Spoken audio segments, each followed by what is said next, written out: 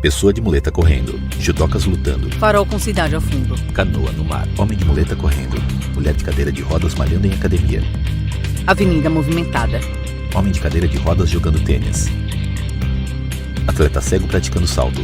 Pessoas lutando karatê. Ciclista em pista de corrida. Jardim Botânico de Curitiba. Mulher atirando com arco e flecha. Pôr do sol. Duas pessoas de cadeira de rodas praticando esgrima. Homem de cadeira de rodas arremessando peso. Mulheres sentadas no chão jogando vôlei. Homem cavalgando. Estádio de futebol. Pessoas de cadeira de rodas jogando basquete. Mulher jogando tênis de mesa. Homem jogando tênis. Mulher em caiaque. Barco à vela. Homem jogando goalball. Pessoas de cadeira de rodas jogando rugby. Dois homens de kimono lutando. Cristo Redentor. Atleta praticando tiro esportivo. Vários prédios. Praça dos Três Poderes. Pessoas nadando. Sob fundo preto, água serpenteando de baixo para cima, deixando em evidência a palavra mergulho em letras brancas.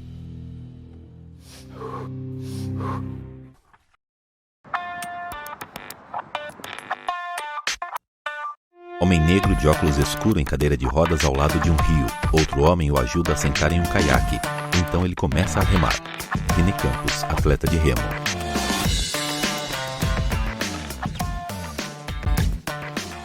O esporte, depois da deficiência, a palavra que eu mais escutava é superação. As pessoas ficam sempre focando nisso.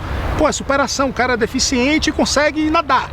O cara é como se fosse uma coisa assim extraordinária, né? E esquecem da valência física mesmo, da valência esportiva da pessoa.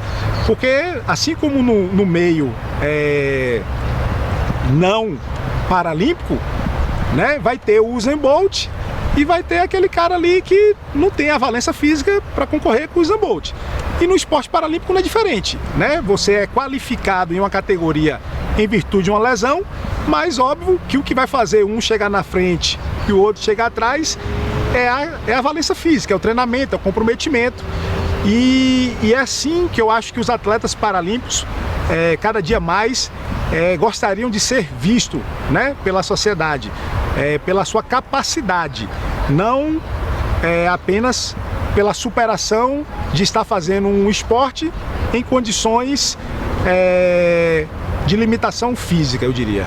O remo, em alguns momentos, ele me desafiou, assim, no sentido de que eu brinco às vezes que ele foi feito para a pessoa desistir, né? Para você pedir menos, não só pela exigência física da prova, mas pela falta de apoio mesmo, de logística, né? Eu moro num estado que, de alguma forma, poderia, no meu entendimento, me dar um pouco mais de suporte. Não é suporte financeiro que eu digo, não. É suporte mesmo de logística, de poder criar uma acessibilidade para que eu possa estar treinando diariamente na água. Marcelo Afonso, o que mais me técnico surpreende de remo. nele é ele ter as dificuldades que vem acontecendo, especificamente na acessibilidade ao treinamento lá no estado da Bahia ainda, as dificuldades, e ele ainda não desistir, sabe? Podia ter tido vontade de parar em alguns momentos, mas ele está ali querendo ainda chegar num lugar mais alto do pódio, querer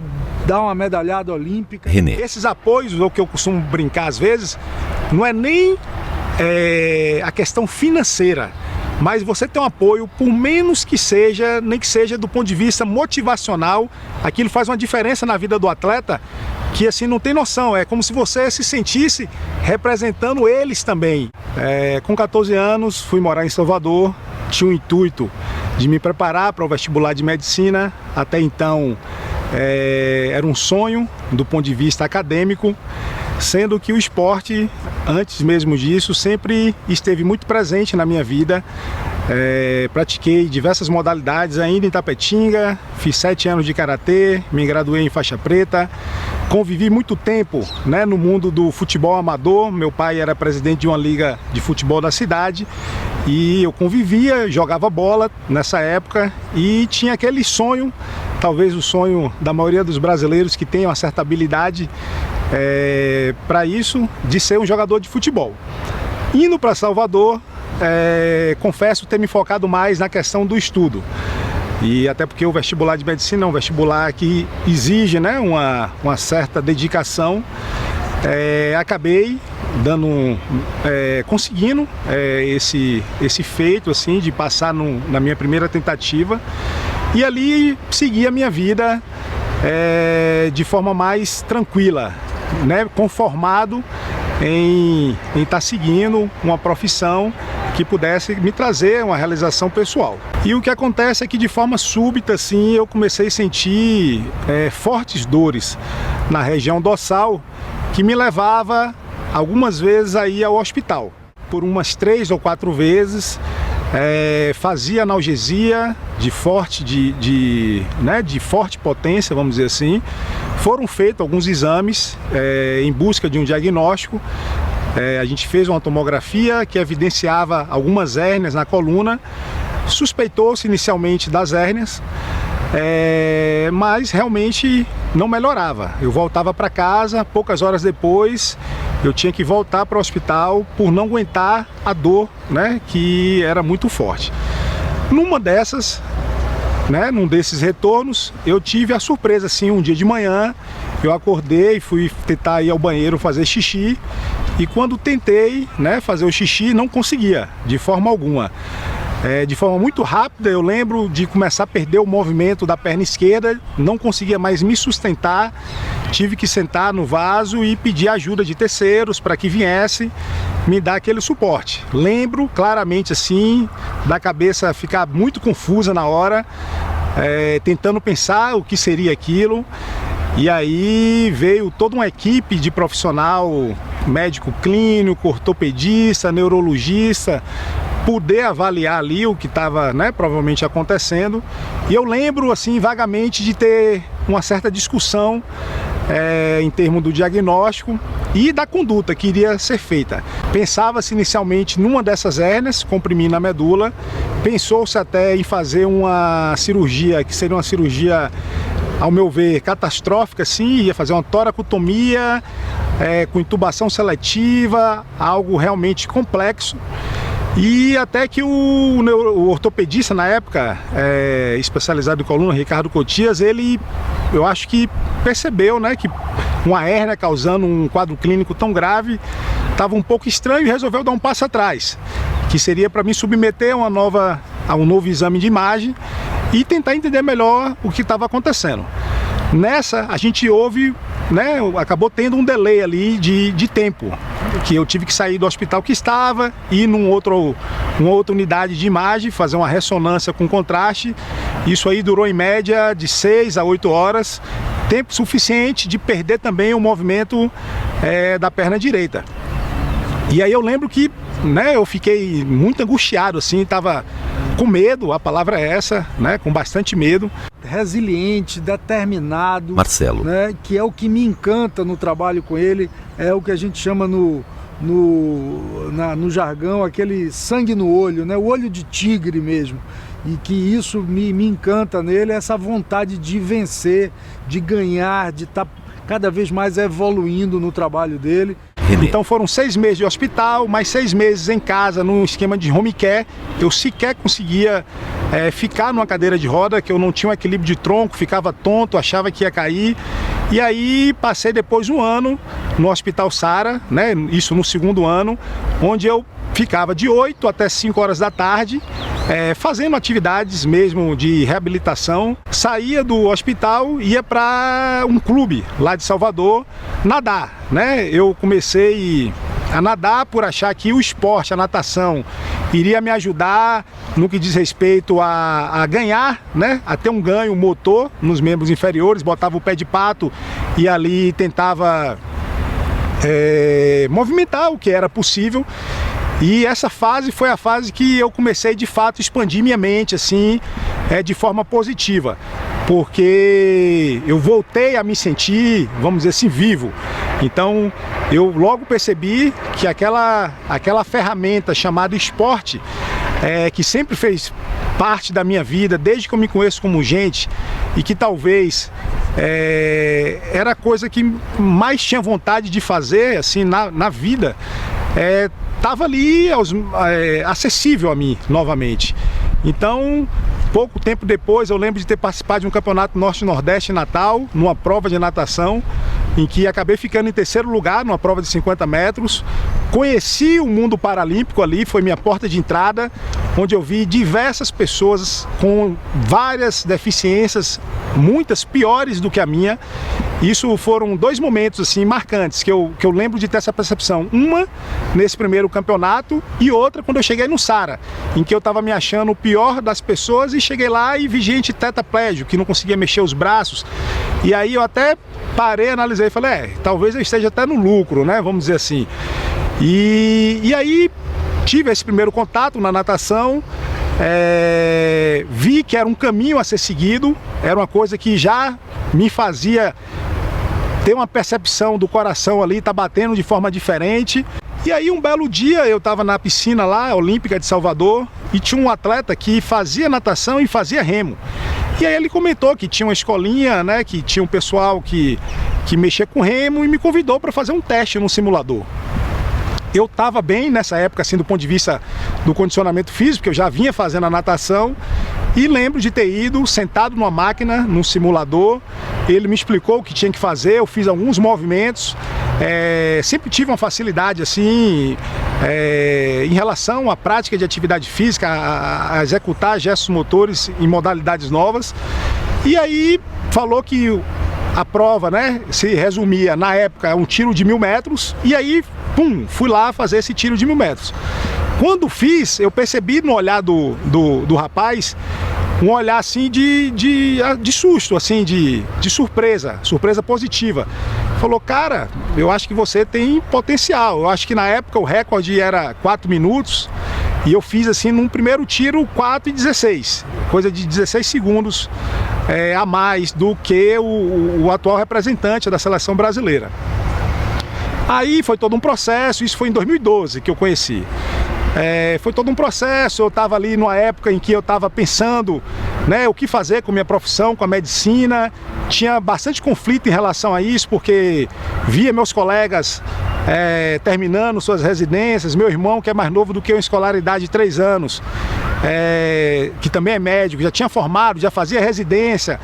E aí teve uma época assim que eu fiquei um pouco ansioso de perceber que o mundo não estava me esperando, eu me recuperar para poder retomar minha vida. E ao mesmo tempo eu tinha que ter convicção do que realmente me dava prazer, do que realmente eu tinha vontade de fazer. Minha vida realmente tinha mudado, né? E aí a gente tinha já de conhecimento os Jogos Paralímpicos do Rio, que ia ocorrer em 2016.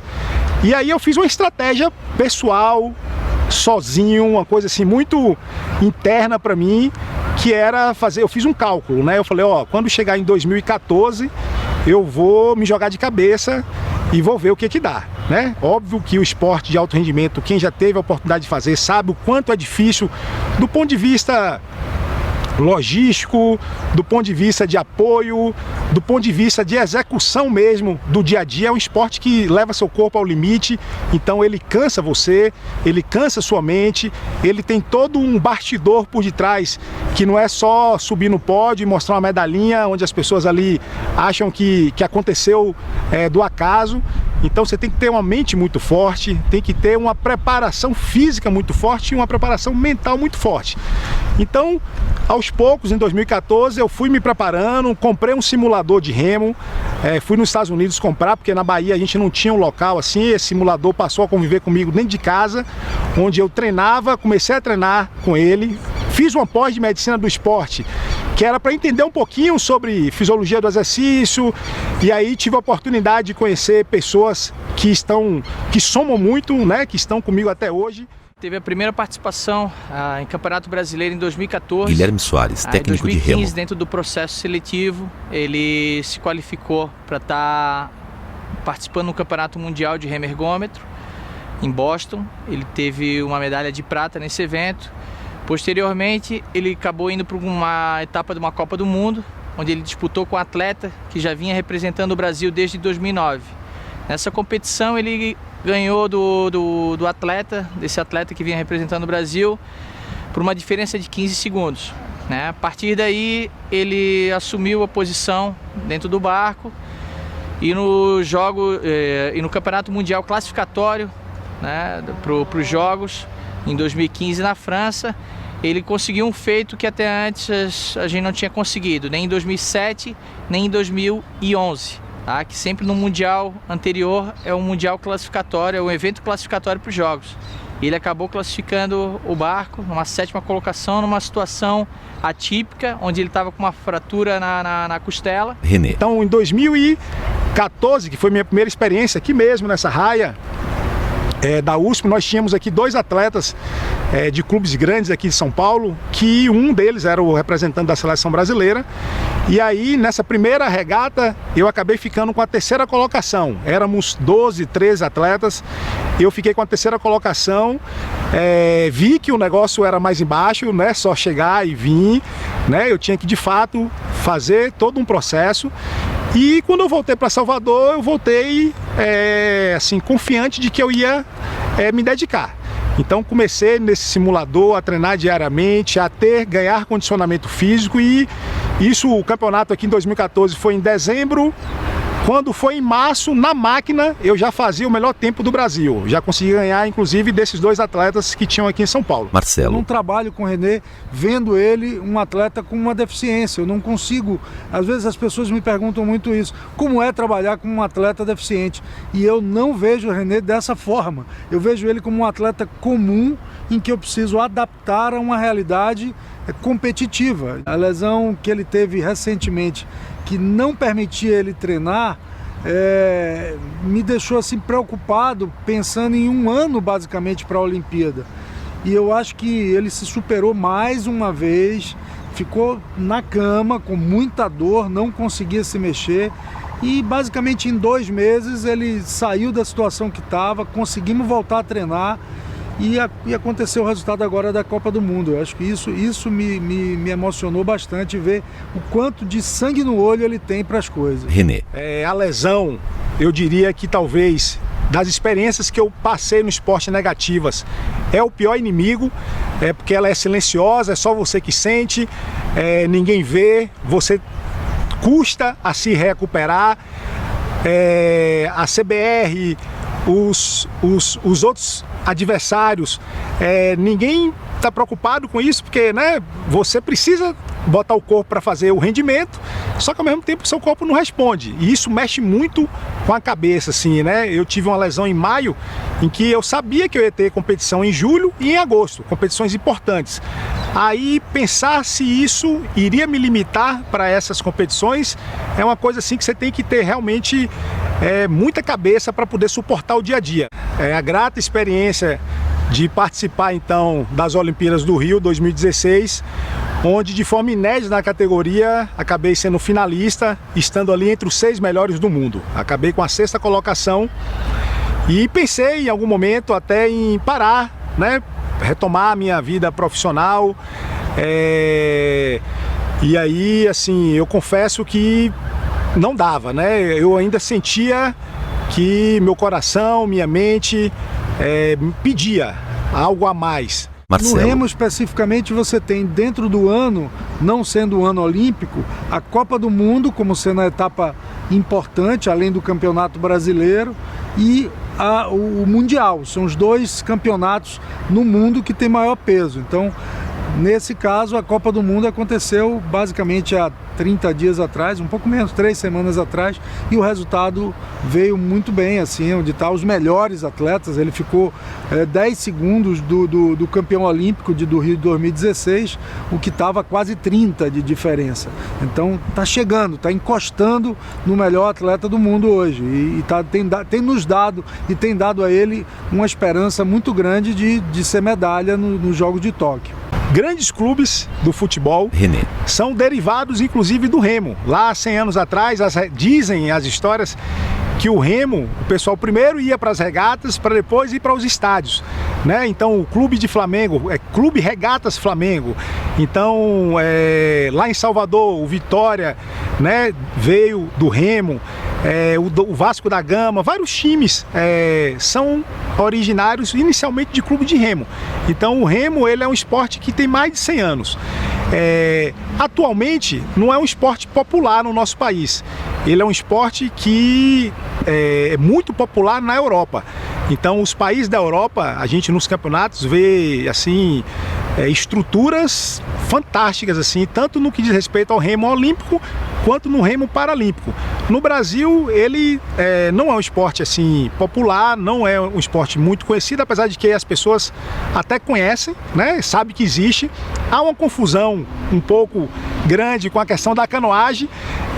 Eu percebo isso até com o resultado positivo lá do baiano Isaquias Queiroz agora nas Olimpíadas do Rio. Até então as pessoas acho que não conheciam nem remo nem canoagem, muitas pessoas. Depois, com a conquista do Isaquias, tudo passou a ser canoagem. Tanto é que quando eu falo às vezes que faço remo, sempre me questionam: é o esporte lá do baiano, do Isaquias? Aí eu explico a diferença, que basicamente o gesto motor são esportes náuticos, né? São praticados na raia, mas a distância da prova do remo é uma prova mais longa, é 2.000 metros. E a prova da canoagem, a prova olímpica da canoagem, tanto no Paralímpico quanto no Olímpico, são provas de 200 e de 500 metros. São provas mais curtas, são provas de explosão, além do gesto motor que simula um pouco, né, o que a gente conhece como caiaque. E o remo é o esporte que entra com as duas pás simultâneas na água. A gente rema de costa, vamos dizer assim. Mas é um esporte que, para ter uma visibilidade, realmente tem que ter conquistas, né? Como é o caso da canoagem, que está mais visível, que, diga-se de passagem, teve sua primeira participação em Olimpíadas na edição do Rio. O remo ele já vem aí, se não me falha a memória, desde Pequim, desde 2008, como esporte olímpico. Iniciei o trabalho com remo paralímpico em Florianópolis, no Clube de Regatas Aldo Luz, Guilherme, onde vem atuando até hoje. Em 2012, final de 2012, tive a oportunidade de ser convocado para atuar como coordenador técnico da seleção brasileira, e de lá para cá venho atuando, né, como responsável da equipe. E com 4 anos, 5 anos, tudo que eu fazia do ponto de vista esportivo, eu percebia ter uma certa facilidade, né? Uma certa predisposição. Se eu jogar bola, eu conseguia me destacar ali, seja pela questão física, seja pela habilidade. Ia fazer karatê, a mesma coisa. Aí me experimentei em tênis, né? Que era um esporte assim um pouco distante para minha realidade na época. Tinha que comprar raquete, era um negócio meio caro. Chegou uma época que eu invoquei que eu ia ter uma raquete, fui juntando minha mesada, comprei a tal raquete, e em pouco tempo eu estava disputando com uma certa facilidade. A mesma coisa aconteceu com tênis de mesa. Então, assim, eu acho que eu sempre tive a paixão e a facilidade de executar diversas modalidades esportivas. Corrida, esporte de endurance eu não fazia. Eis que a vida, né, pós-lesão medular, me jogou exatamente no esporte de endurance, que é um esporte que precisa de fôlego mesmo, não tem muita questão técnica, né? Quem é remador, se me ouvir falar isso, vai reclamar. Mas assim, óbvio que existe a parte técnica, mas se o cara for técnico e não tiver condicionado, ele não vai conseguir jamais ter um bom desempenho no remo. Já o contrário pode ser que, né, aconteça. A pessoa estando bem condicionada e não tendo uma técnica tão grande, ele vai conseguir completar a raia. Acho que o esporte me complementa, ele me faz me sentir vivo, me faz sentir esse medo, essa adrenalina, e isso para mim é uma espécie de vício mesmo, assim. Hoje no Brasil, atleta de alto rendimento, atleta paralímpico, por mais que ele tenha um apoio, alguns mais, outros menos, tem que ter realmente paixão no que faz, gostar, porque não é fácil a rotina, a abdicação, as coisas que você tem que abdicar para estar inserido no esporte, para estar suportando essa pressão. No meu entendimento, quando eu me comparo ao mundo, aos adversários que eu tenho mundo afora e as estruturas que eu consigo vislumbrar e ver mundo afora, eu entendo que minha estrutura ainda é inadequada. A persistência realmente faz a diferença. Se você desiste, você deixa de conquistar, né, de ter a possibilidade de ter conquistas lá na frente. E eu diria que estou comprometido com essa causa até 2020, de não só lutar dentro da água, como também fora dela, que confesso também ser mais difícil às vezes para mim. Marcelo. Que sei o quanto ele se dedica e a quantidade de tempo que ele está disposto a trabalhar. Isso tem nos dado uma motivação dobrada para poder fazer parte desse projeto. Eu gostaria de ser visto pela sociedade Renê. como uma pessoa do bem, antes de mais nada, como uma pessoa responsável, como um ser humano comum que luta pelos seus sonhos, que acredita na vida, que não deixa que as adversidades limite, né, o meu dia a dia, até porque a gente percebe que dificuldade todo mundo tem de alguma forma, seja ela física, seja ela econômica, enfim, algum motivo. Todo mundo, de alguma forma, que está aqui no mundo vai estar susceptível a coisas boas e a coisas ruins. A visibilidade do esporte paralímpico, ela tem uma dupla função. Assim, a primeira é mostrar para as pessoas que quando a gente quer, nada é impossível. Então, qualquer pessoa pode sim praticar um esporte, praticar uma atividade física, independente da condição dela, né, de deficiente ou não. E nisso, o esporte paralímpico tem um viés maior, porque eu percebo tocar um pouco mais as pessoas assim, principalmente as não deficientes, em que ela fala, pô, se aquele cara consegue fazer, por que eu não faço? Em relação a esporte de alto rendimento, Marcelo até pode falar melhor do que eu, a gente sabe que não é saúde, né? Isso é uma coisa que deve sempre deixar muito claro assim. Esporte de alto rendimento, há um desgaste no corpo que não é considerado pelo ponto de vista médico e nem fisiológico como saúde. Mas se conseguir tocar ali no coração da pessoa, na mente, para que ela pelo menos saia do sofá, saia do sedentarismo, para estar fazendo alguma atividade física, que é uma coisa assim super importante na vida de qualquer pessoa. Hoje nós temos índices alarmantes de obesidade, né? Obesidade já é considerada por si só uma doença, junto com todas as comorbidades que ela traz de hipertensão, de risco maior de hipertensão, diabetes, de câncer. Então, eu acho que você dando mais visibilidade ao esporte, dando mais visibilidade aos atletas, você com certeza vai conseguir tocar mais pessoas em prol desse assunto, que é atividade física e que de repente, para uma pessoa que teve uma lesão, que está passando por um momento difícil, de perceber que existe um caminho, uma ferramenta que ele pode se agarrar.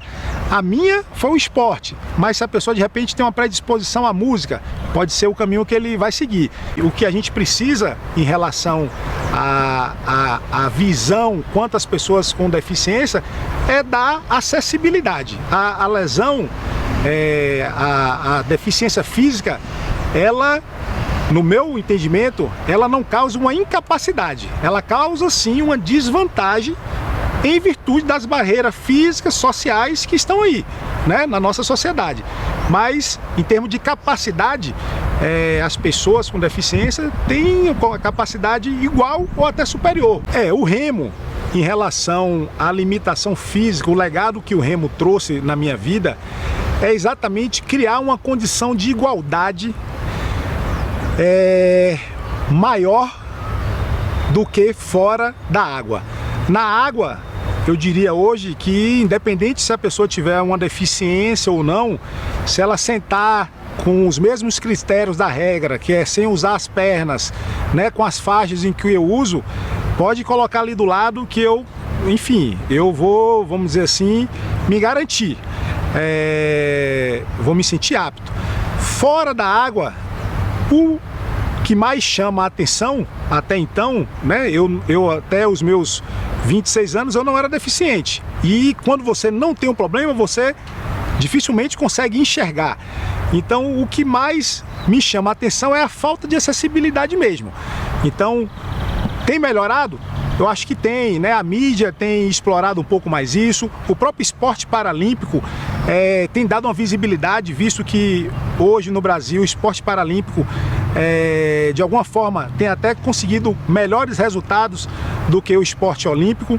Então as pessoas estão mais antenadas em relação a isso, estão mais sensíveis em relação a isso, mas na prática a gente ainda se depara com muitas barreiras físicas, muitas barreiras sociais, preconceitos às vezes no olhar, e que assim, eu, graças a Deus, não tenho maiores problemas em lidar, talvez por conta da minha personalidade, né? Eu não me deixo abalar por esse tipo de coisa. Direção e roteiro. Kellen Casara. Trilha sonora original. Rock Estrela. Roteiro. Carol Barão. Produção executiva. Virgílio Alencar Rock Estrela. Direção de fotografia. William Pacini. Segunda unidade de fotografia e som direto. Haroldo Sanches. Assistência de câmera e logger. Renato Marcondes. Coordenação de produção. Rodrigo Celestino Rocha Maria Tovar. Edição. Levi Alvarez. Som direto. Iva Barreto. Assistência de produção e estilo. Raíssa Teles. Assistência de direção. Du Oliveira. Realização. TV UFG Fundação RTVE UFG Secretaria Especial do Esporte e Governo Federal. Apoio cultural. Open Census Comitê Paralímpico Brasileiro. Coprodução. About Produções.